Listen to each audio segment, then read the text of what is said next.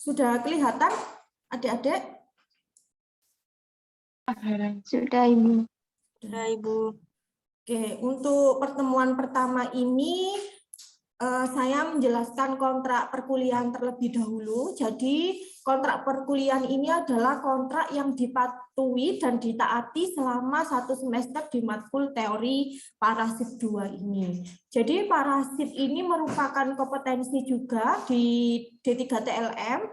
Dosen pengampunya adalah saya dengan Pak Salamun, saya PJMK-nya. Dan kalau memperoleh parasit 1 harus memprogram mata kuliah prasyarat yaitu parasit 1.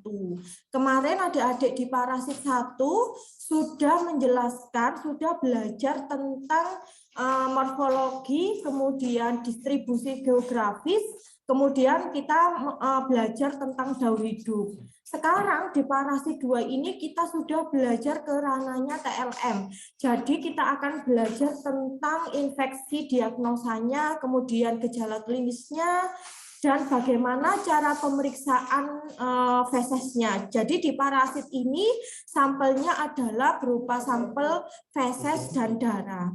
Nah, manfaat mata kuliah ini adalah mahasiswa mampu memahami konsep sebentar.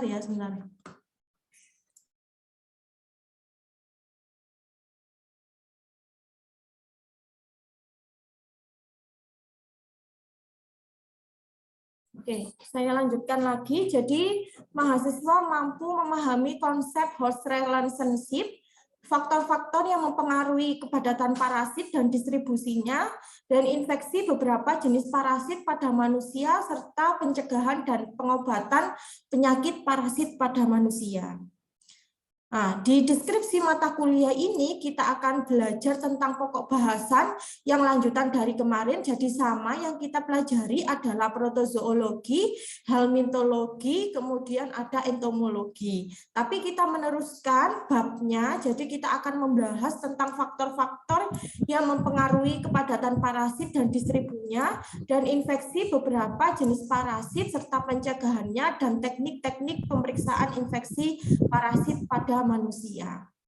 Nah, selama 1 semester, capaian pembelajaran kemampuan akhir yang direncanakan adalah mahasiswa dapat menerapkan pengetahuan dalam usaha penanggulangan dan pengendalian penyakit pada parasiter, serta dapat melakukan pemeriksaan atau diagnosis serta mengenali penyakit-penyakit parasiter pada manusia dan hewan dengan standar secara mandiri dan tanggung jawab. Jadi di sini adik-adik harus memahami tentang konsep pemeriksaannya, mendiagnosisnya, dan teknik-teknik dalam melakukan pemeriksaan. Nah, untuk pertemuan pertama ini kita akan membahas tentang konsep host. Host ini kan inang ya. Jadi suatu inang yang dapat menyebabkan pada parasit. Jadi indikatornya kita akan menjelaskan host parasit relationship sebagai vektor penyakit. Nah, pertemuan kedua kita hari ini juga tentang protozoa usus. Kita akan belajar tentang patologi dan gejala klinisnya, diagnosis dan faktor-faktor yang mempengaruhi kepadatan parasit, serta pengobatan dan pencegahannya. Kalau sudah ke protozoa usus, mungkin adik-adik di sini masih ingat ya, spesies dari protozoa usus itu ada banyak, ada Entamoeba histolytica, Balantidium coli. Nah, di sini saya harapkan untuk parasit 1 PPT yang sudah kami share, jangan dihilangkan ya, dibaca lagi spesies apa yang di protozoa usus ini. Pertemuan ketiga akan membahas tentang protozoa traktus digestif dan urogenital. Mungkin juga masih ingat, jadi digestif ini adalah sistem pencernaan dan urogenital ini adalah sistem reproduksi. Jadi membahas tentang protozoa yang habitatnya ada di usus dan sistem reproduksi. Yang keempat, kita membahas tentang protozoa darah dan jaringan. Kalau darah dan jaringan ini kan contohnya ada plasmodium ya. Jadi untuk teknik pemeriksaannya di protozoa darah dan jaringan ini kita menggunakan sampel darah.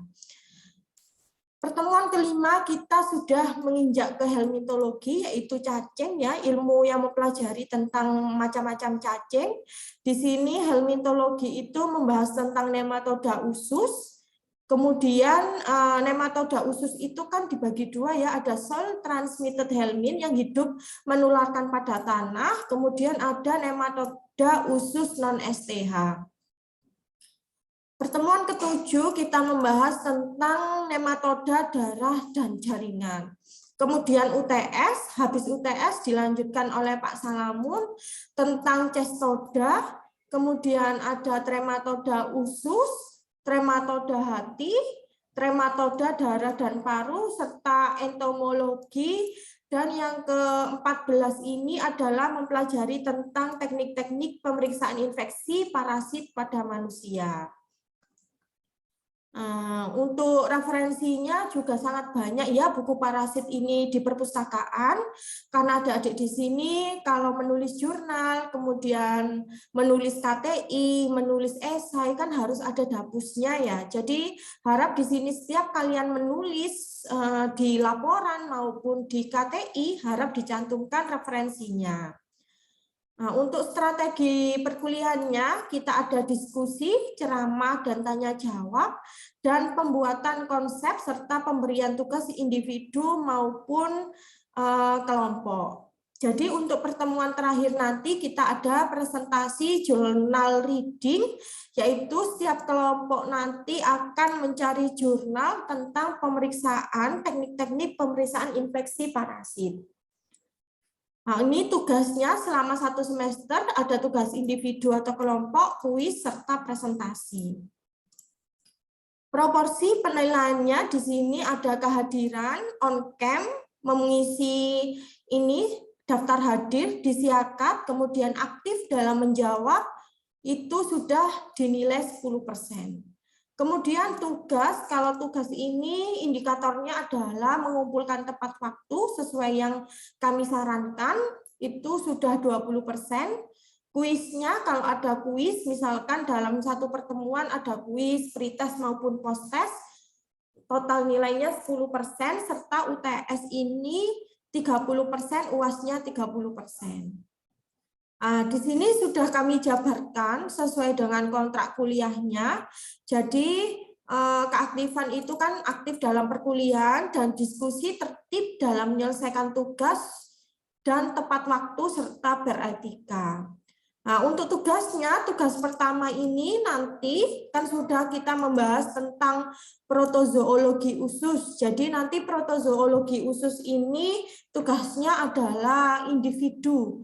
Jadi menjelaskan macam-macam protozoologi usus, dibuat secara makalah lengkap, serta dikumpulkannya adalah pada pertemuan selanjutnya.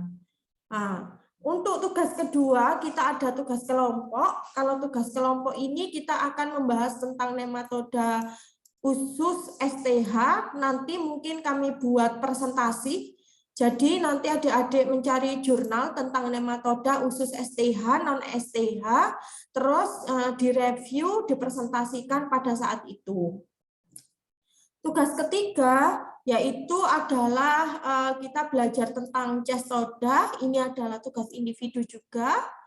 Terus untuk kuisnya ini mungkin nanti akan kami ajak, jadi ada kuis sebelum UTS dan setelah UTS, serta UAS.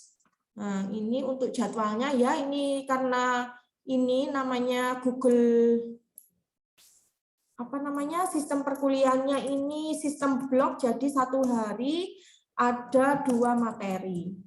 Ada yang ditanyakan dari sini? Sudah jelas kontraknya?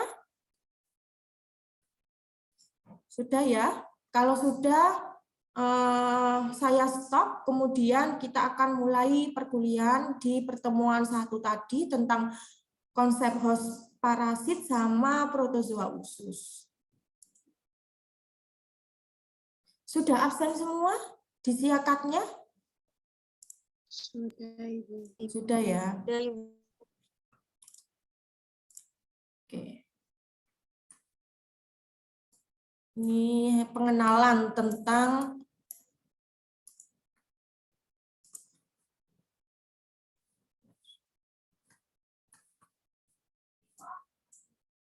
Kalau saya slideshow, kelihatan enggak?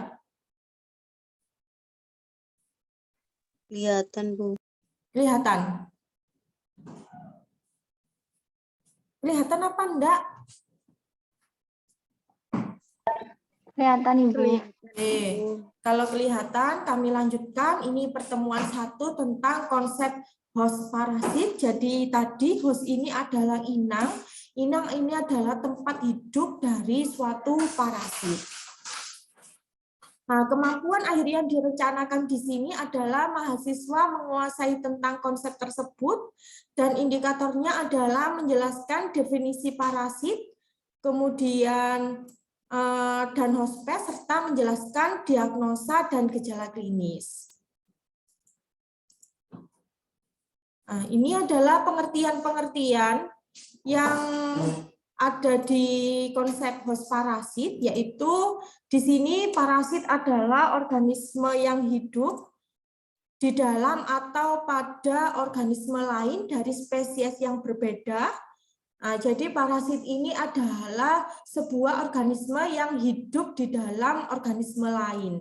Nah, kalau inang atau host itu adalah organisme tempat parasit mengambil makanan yang dimakannya. Nah, dari parasit ini dibagi menjadi 2, ada ektoparasit sama endoparasit.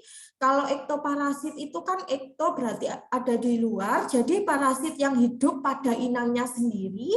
Kalau yang endo ini adalah parasit yang hidup di dalam inangnya.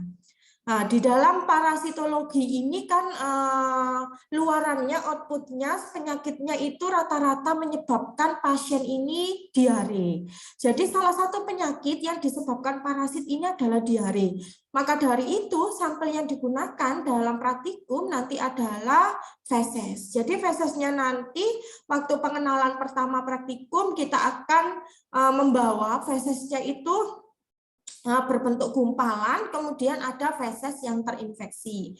Diharapkan di feses terinfeksi nanti kita akan menemukan spesies-spesies yang kita pelajari dalam 1 semester.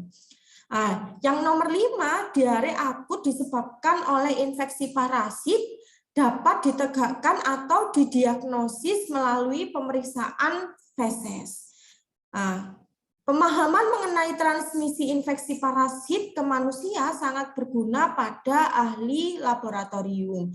Jadi laboratorium ini juga tidak semua ya, saya kira memeriksa feses juga, tapi untuk misalkan di lab atau di puskesmas rumah sakit yang tempatnya tertinggal, pasti di situ juga ada pemeriksaan yang menggunakan sampel feses. Nah, kalau di RSAM ini saya tanyakan juga ke Bu Yudip laporannya, di situ itu jarang untuk pemeriksaan feses, mungkin 1 minggu itu ada 1 hari itu 2-3 kali untuk pemeriksaan fesesnya ini.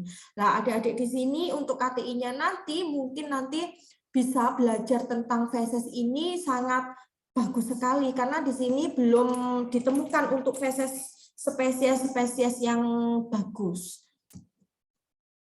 Next is kemudian diagnosis. Kalau diagnosis ini adalah pengertiannya gejala penyakit parasitik mirip dengan penyakit lain. Oleh karena itu, didiagnosis penyakit parasitik atau parasiter hanya dapat ditemukan atau ditegakkan dengan menemukan parasitnya. Jadi spesimen untuk diagnosisnya itu dapat berupa ada tinja, feses atau urin, kemudian ada darah atau sputum atau dahak, ada biopsi jaringan juga, kemudian ada cairan empedu. Mohon maaf, PPT-nya hitam, Bu. Oh, hitam. Sebentar. Iya, tadi nggak jalan, Bu. Oh, alah. Gini aja ya. Soalnya saya ini di laptopnya nggak bisa di slide, sukanya hitam. Gini, kalau gini kelihatan? Enggak, Ibu, kelihatan. Oke. Kalau ini tadi sudah kelihatan, belum jalan berarti? Belum dari awal, Belum, Ibu. Ibu. Dari awal. Oh, geng. Jadi ini kami ulangi lagi ya, bisa dicatat di bukunya. Jadi parasit tadi adalah organisme yang hidup di dalam atau pada organisme lain dari spesies yang berbeda. Kemudian kalau inang ini adalah organisme tempat parasit mengambil makanannya yang dinamakan dengan inang atau host. Parasit dibagi dua, ada ekto sama endo. Kalau ekto itu parasit yang hidup pada inangnya, kalau endo ini adalah parasit yang hidup di dalam inang. Nah, dalam suatu parasit, sampel yang digunakan itu adalah sampel feses dan penyakitnya selalu yang ditimbulkan adalah diare. Jadi diare ini diare akut yang disebabkan oleh infeksi parasitik dapat ditegakkan menggunakan pemeriksaan melalui sampel feses. Nah, pemahaman mengenai transmisi infeksi parasit ini sangat berguna pada ahli laboratorium medis. Nah, diagnosisnya, di sini diagnosis itu pengertiannya gejala penyakit parasitik itu mirip dengan penyakit lain ya. Oleh karena itu, diagnosis penyakit parasit ini hanya dapat ditegakkan dengan menemukan parasitnya.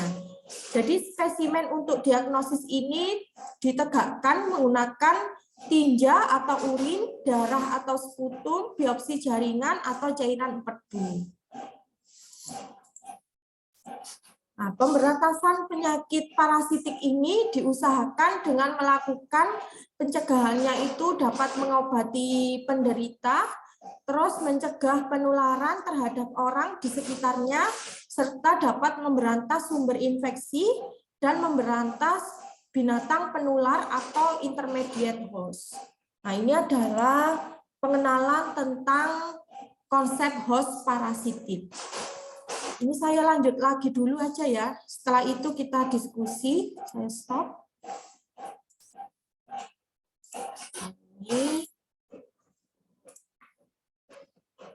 Ini adalah selanjutnya tentang protozoa usus. Mungkin di sini ada yang ingat ya macam-macam dari protozoa usus apa saja?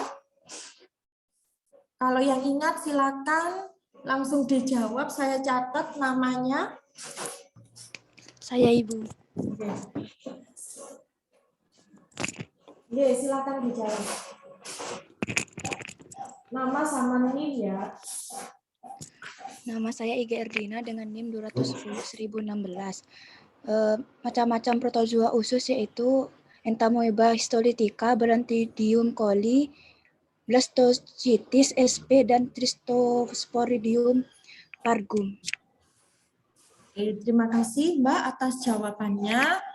Benar yang dikatakan Mbak Iga ya tadi, Mbak Iga Irdiana. Oke. Jadi Mbak Iga Irdiana tadi menjawab macam-macam spesies yang ada di protozoa usus. Begini. Bentar Mbak. Bentar.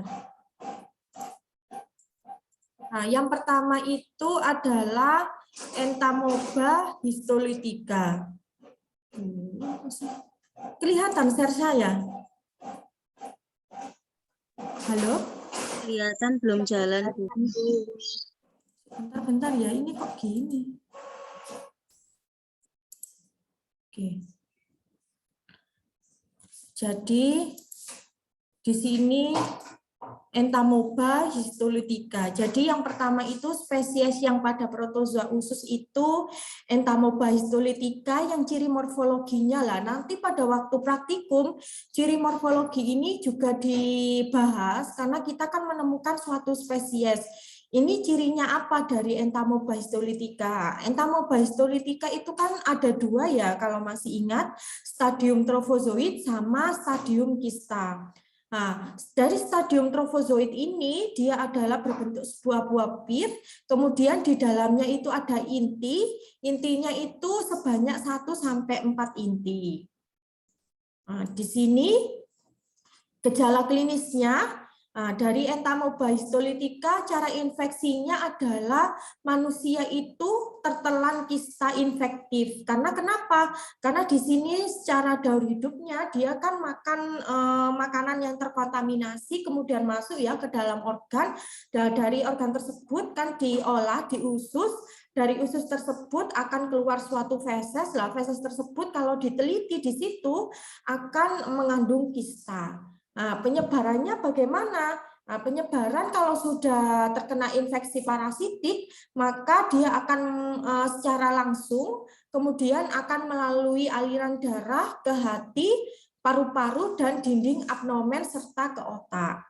Nah, dari sini dia adalah menyebabkan penyakit diare. Nah, kalau secara kata ilmiahnya dia adalah menyebabkan amebiasis namanya secara ilmiah ya.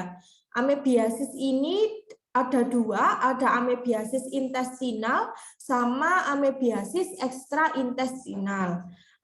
Parah yang mana jika ada pasien yang terkena suatu penyakit diare ini? Nah, kalau dilihat di sini, kalau yang parah itu adalah yang akut ya. Karena amebiasis internal ini yang akut itu dia ciri-ciri fesesnya kalau dilihat dia adalah berlendir dan berdarah. Oleh karena itu, nanti kalau mencari feses itu adalah feses yang dia diare atau cair supaya dapat menemukan spesimen parasit yang kita temukan. Nah, kalau kronis ini hanya diare biasa. Nah, baru kalau amebiasis ekstraintestinal, ekstra kan ada di luar ya. Kalau intestinal kan berarti dia ada di usus yang akan keluar menuju ke anus dan feses. Kalau ekstraintestinal yang tadi di penyebaran itu dapat melalui hati, paru, serta otak. Nah, ini teknik-teknik pemeriksaan fesesnya, diagnosisnya. Di sini mungkin harap diingat ya nanti supaya tidak lupa. Amebiasis intestinal ini adalah dia menggunakan pemeriksaan feses atau tinja disentri secara direct smear. Kalau direct smear ini adalah dia pemeriksaan secara langsung. Pemeriksaan secara langsung ini kita ambil sedikit fesesnya, diletakkan di preparat, kemudian dapat ditetesi menggunakan eosin atau methylene blue secara langsung. Nah, fungsi dari eosin serta methylene blue ini dia adalah dapat mewarnai sitoplasmanya supaya kelihatan jelas sama inti selnya. Yang kedua, di sini kalau intestinal ditemukan stadium kista pada tinja padat. Nah, tadi kan kalau tinja disentri ini dia kalau istilah bahasa Jawanya itu menci-menci ya. Nah, disentri ini bisa kita amati menggunakan direct smear. Kalau tinjanya ini bergelumpal atau padat, dari situ pasti akan ditemukan suatu stadium kista. Kista ini berbentuk bulat ya, kalau masih ingat kista berbentuk bulat, kemudian juga terdapat inti, intinya itu 1-4 inti.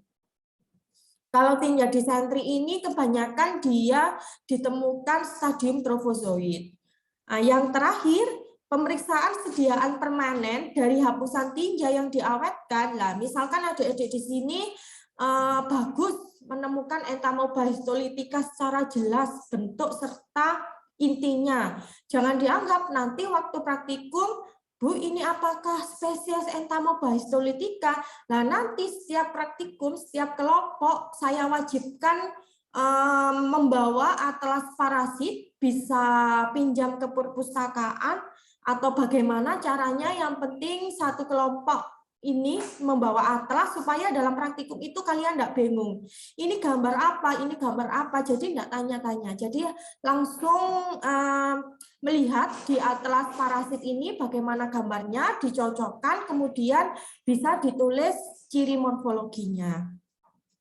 Nah, dari situ, kalau sudah pemeriksaannya ini menggunakan sediaan permanen, kalau sediaan permanen kan berarti dia digunakan suatu preparat awetan ya, kalau kalian belajar tentang sitohistoteknologi. Kalau di parasit bisa kita akan mengawetkan kalau sudah menemukan parasit secara jelas. Diawetkannya bagaimana caranya? Diawetkannya di situ kalau sudah ditemukan secara jelas, maka akan kita menggunakan PVA namanya. PVA ini adalah polyvinyl alkohol yang dicat menggunakan apa? Ngecatnya menggunakan hematoksilin eosin. Kalau sudah kita menggunakan hematoksilin eosin, maka di situ sudah jelas gambar dari spesies. Nah, kemarin kan adik-adik sudah itu ya, waktu praktikum parasit 1 juga menjelaskan, mengamati tentang preparat awetan ABCD ya. Cara membuat preparat awetan parasit ini juga seperti itu, kita menggunakan teknik hematoksilin eosin.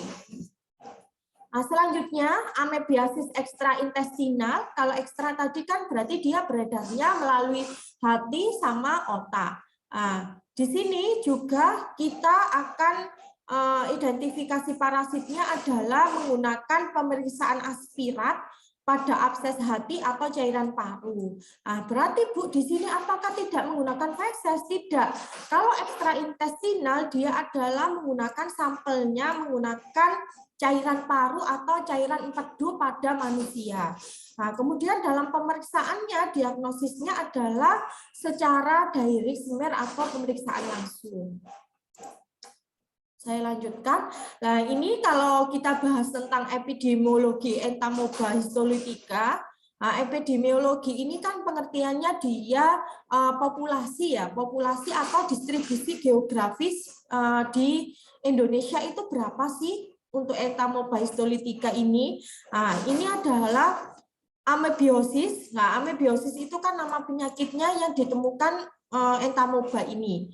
Amebiosis ini ditularkan oleh pengandung kista matang atau karir karena feses atau tinjanya ini merupakan sumber infeksi. Nah, sumber infeksinya dari mana?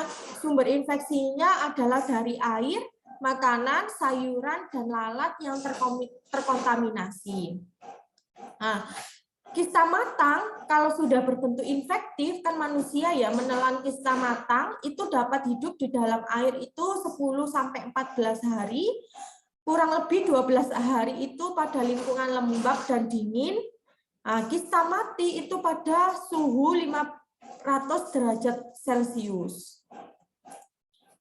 Nah, pengobatannya bagaimana? Kalau pengobatan parasit itu biasanya kita menggunakan ini ya, metronidazol atau paromimisin. Jadi menggunakan obat anti diare.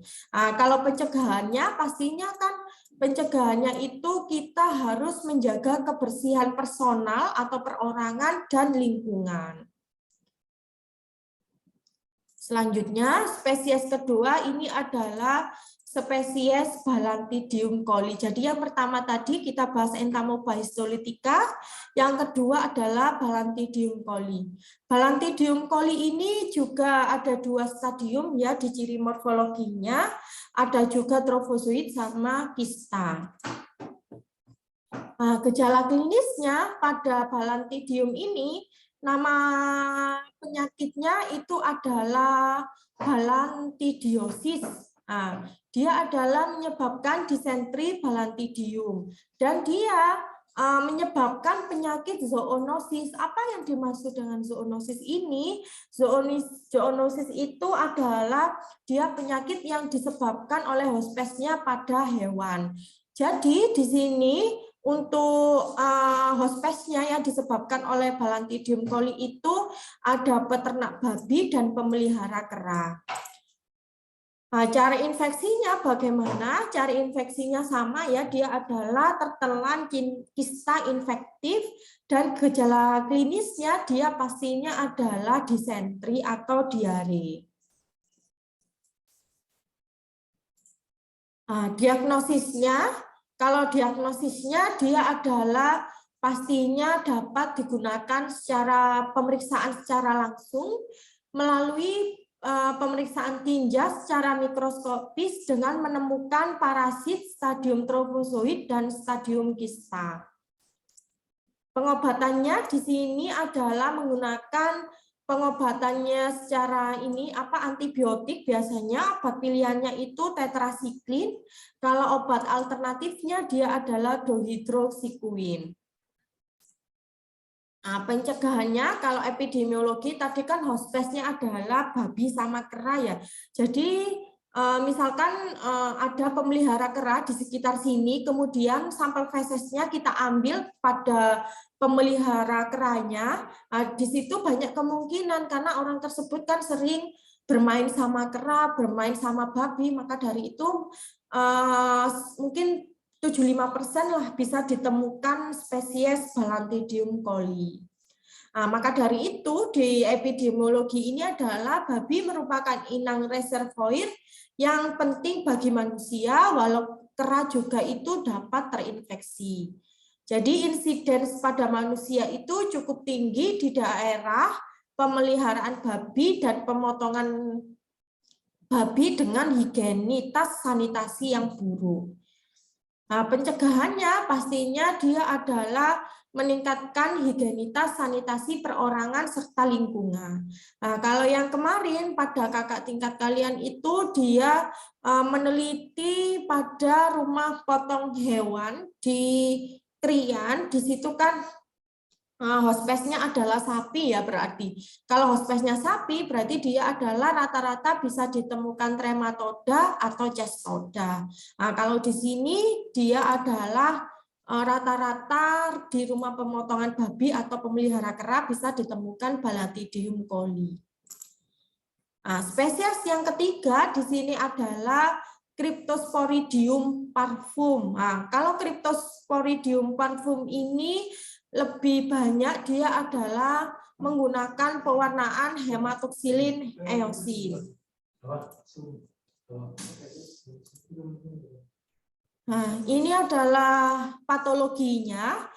Kalau pada Cryptosporidium parvum ini dia pada hewan Cryptosporidiosis, nama penyakitnya itu Cryptosporidiosis, merupakan penyakit yang akut yang disertai diare dengan tinja cair serta anoreksia dan turunnya berat badan.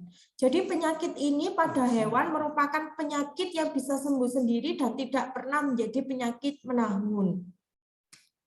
Oleh karena itu, di patologisnya di sini itu adalah kalau Cryptosporidium ditentukan oleh status imunnya. Nah, kalau imunnya jelek, maka dia akan mengakibatkan infeksi asimptomatik. Nah, asimptomatik ini adalah bisa sembuh sendiri. Sedangkan pada penderita imunokompromis, dia adalah menderita penyakit diare yang berlanjut atau sampai meninggal.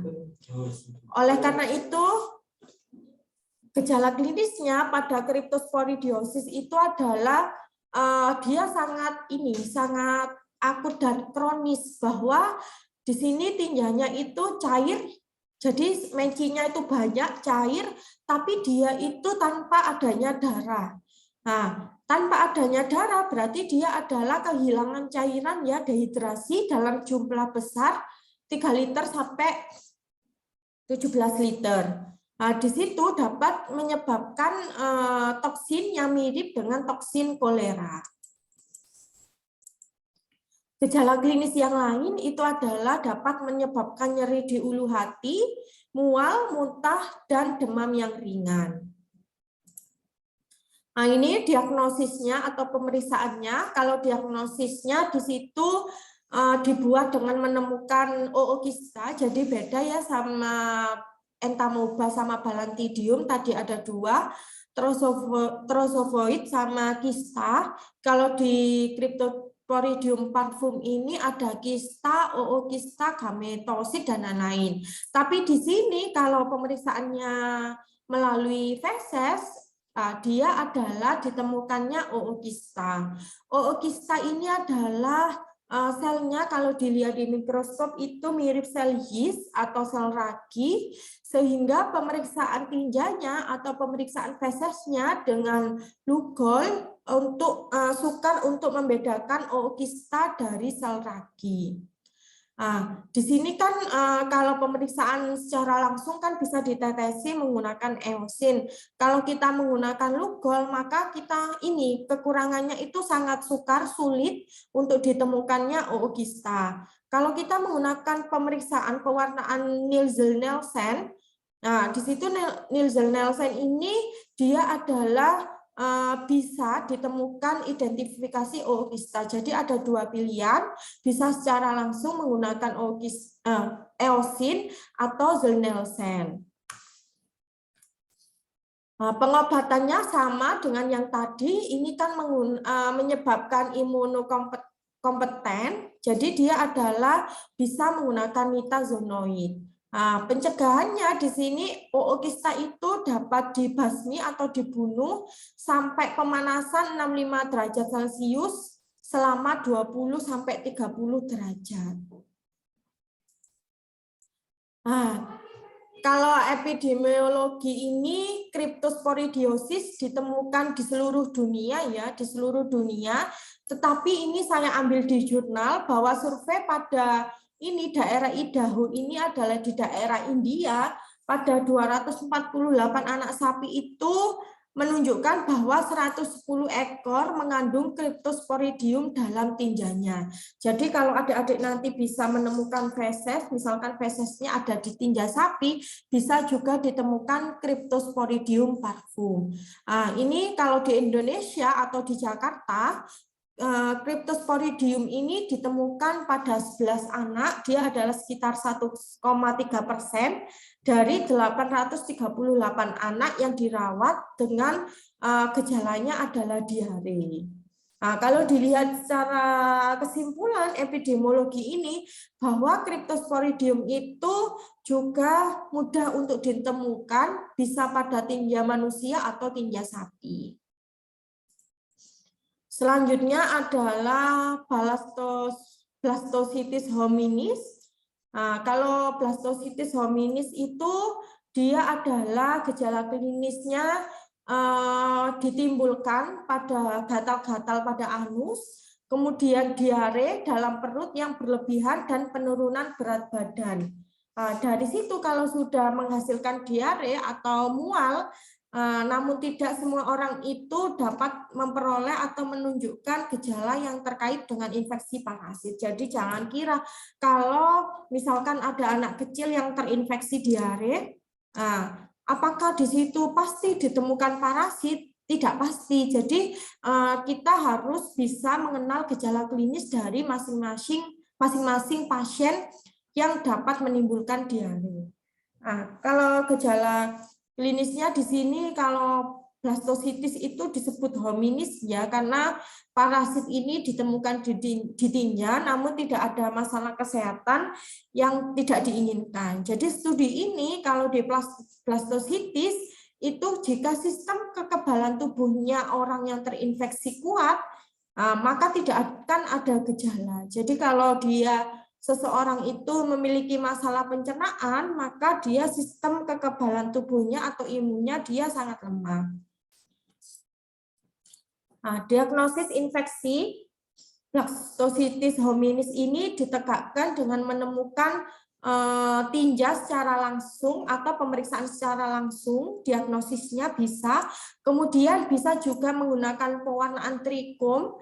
Kalau pewarnaan trikum ini adalah pewarnaan modifikasi, kemudian bisa juga menggunakan tekniknya ini adalah teknik kinyon menggunakan asam asetat. Jadi untuk meningkatkan sensitivitas dapat dilakukan dengan menggunakan larutan formalin etil asetat. Jadi fesesnya itu dapat diawetkan terlebih dahulu menggunakan formalin etil asetat secara tidak langsung, maka bisa ditemukan blastocitis hominis. Biasanya itu ditemukan dalam bentuk apa? Kalau blastocitis hominis kan bentuknya sangat banyak ya. Ada vakuolar, ada triokolar, kemudian ada juga diagram kolar lah. Itu dapat dipahami juga blastocitis hominis bentuknya macam-macam. Pemeriksaan feses sebaiknya dilakukan pada 3 sampel feses penderita dengan gejala blastocitis hominis.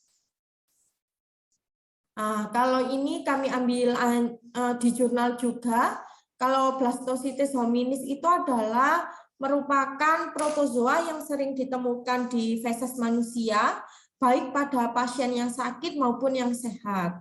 Di sini juga prevalensinya di Indonesia untuk ditemukannya blastocitis hominis itu mencapai 60% dengan prevalensi yang sangat tinggi.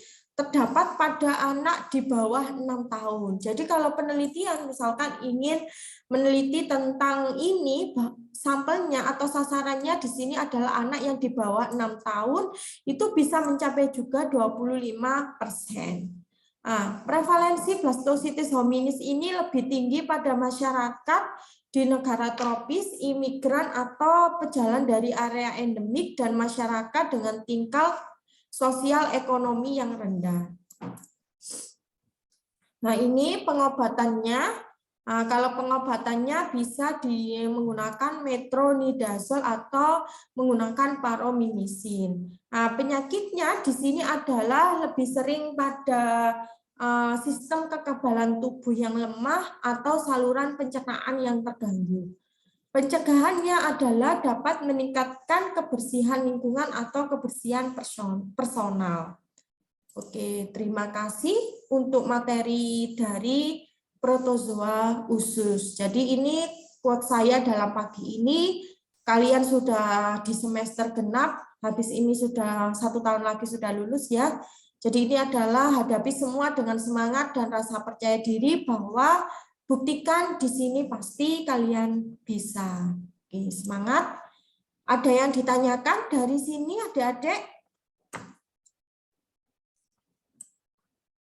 Sudah jelas? Kalau nanti di praktikumnya dia adalah sampel yang ditemukannya bukan jenis parasitnya ya, tapi dia adalah stadium trofozoid pada spesimen misalkan Balantidium coli. Jadi yang ditemukan itu bentuknya, bukan nama spesiesnya. Sama dengan ini helmintologi, misalkan cacing, berarti yang ditemukan itu bukan cacingnya, tapi dia adalah yang ditemukan telurnya. Telur pada spesies ini gitu. Oke. Ada yang ditanyakan? Selamat pagi Mas Denny.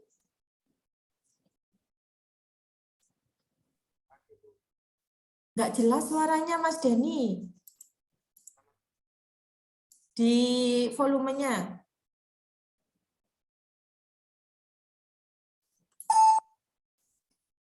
Selamat pagi Mas Denny. Oh, nggak bisa jelas ya. Oke, ini ada Mbak Sylvia Aliatul Hasana. Selamat pagi Mbak Sylvie. Pagi, Bu. Pagi. Oke, Mbak Sylvie. Tadi Mbak Sylvie dapat apa aja di protozoa usus tadi? Sudah dirangkum kan ya? Dicatat? Dapat apa aja Mbak tadi?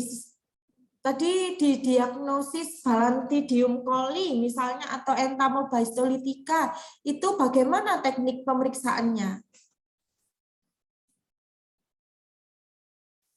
Bisa dijawab Mbak Sylvie?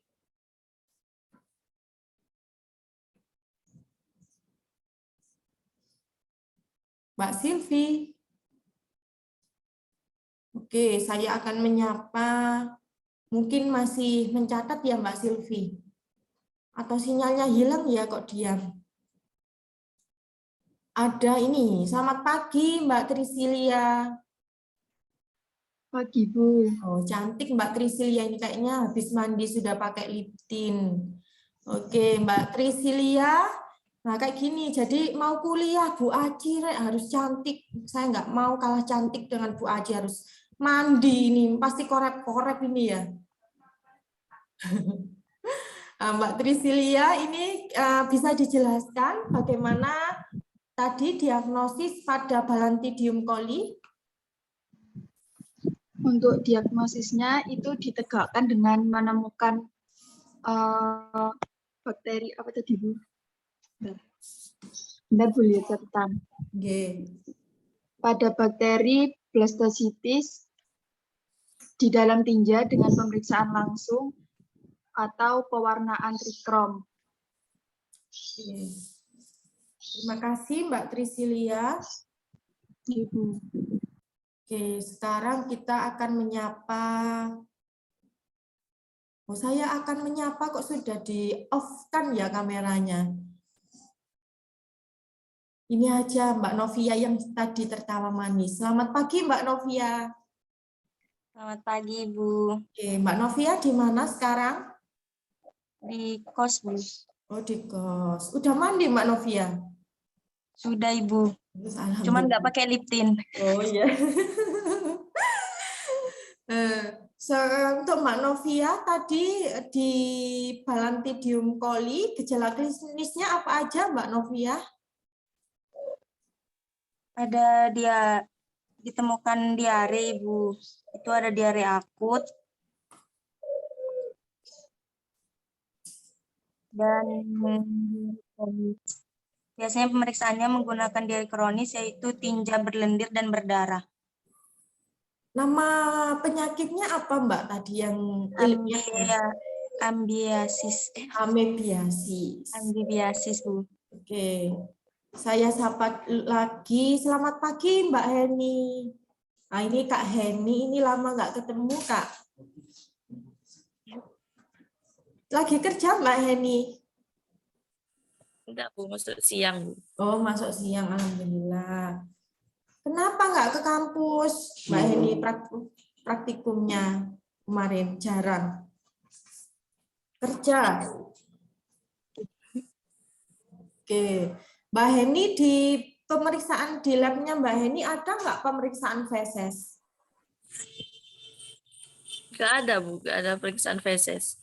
Oh, enggak ada, tapi pernah melakukan. Pernah pas Kapan? waktu SMK, Bu. Oke, pas SMK. Pemeriksaan yang Mbak Heni ketahui itu pemeriksaan jenis apa aja Mbak Heni?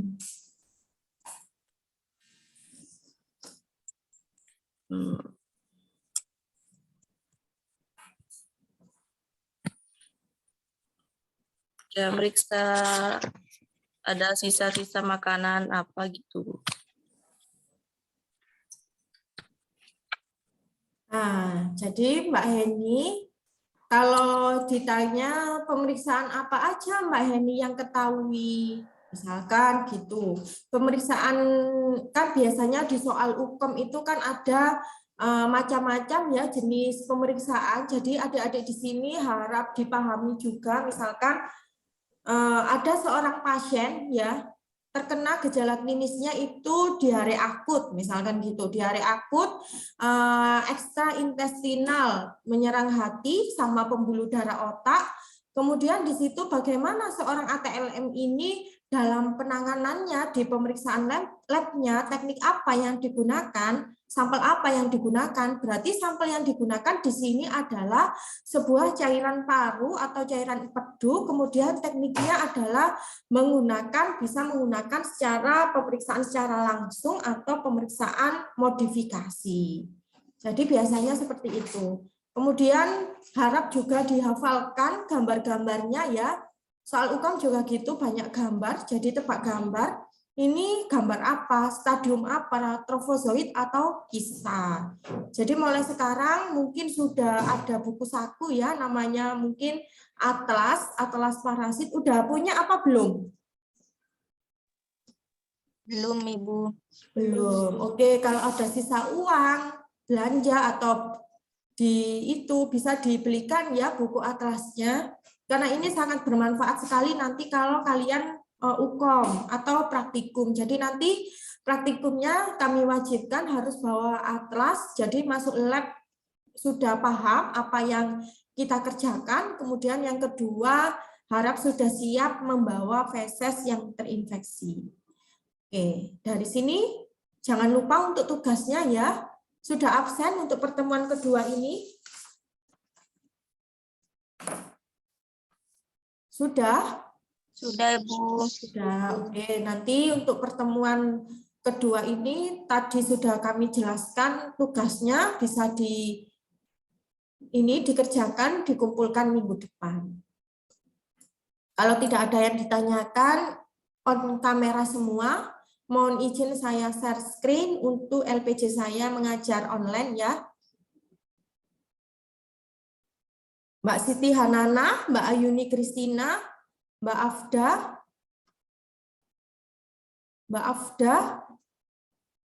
Mbak Ayuni Kristina, Mbak Ayuni, Mbak Bulan. Nah, ini kalau nggak on cam berarti nanti itu ya mengurangi kehadiran kalian. Jadi yang on cam sampai pagi, sampai hari ini, nilainya beda dengan yang lainnya. Mbak Yuni Kristina, Mbak Eka Oktaviana. Oke, saya panggil nggak ada yang nyaut. Mungkin lagi bantu ibunya di pasar atau gimana. Oke. 1, senyum yang manis karena masih pagi. Jangan lupa. Oke, 1, 2, 3, cheese. Oke, lu Mbak Tarisa kenapa itu kok diginiin? Sakit, Ibu. Walah sakit. KO Mbak Tarisa. Oke, istirahat ya yang cukup ya. Minum vitamin yang banyak. Oke, saya tutup dulu. Wassalamualaikum warahmatullahi wabarakatuh. Waalaikumsalam warahmatullahi wabarakatuh. Terima kasih Bu Aci. Terima kasih. Terima kasih, Bu. Saya izin